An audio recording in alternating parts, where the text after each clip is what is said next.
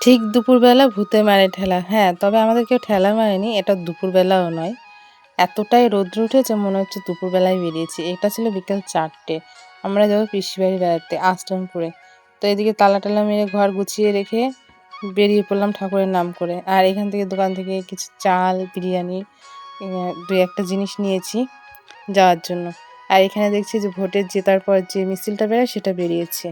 তো এখানে আমরা চলে এসেছি এখন পাকুয়াতে। আর পাকুয়ায় যে এটা, এই মন্দিরটা কে, কে চেনো অবশ্যই যারা পাকুয়া থেকে দেখছো অবশ্যই কমেন্টে জানিও।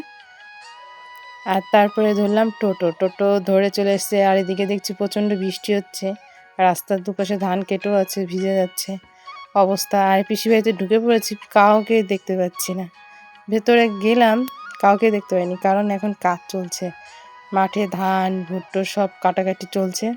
তো পিসিও সেখানে গেছে, তাই কাউকেই ঘরে দেখতে পাইনি। ভাই ছিল শুধু। আর এটা বোনের জন্য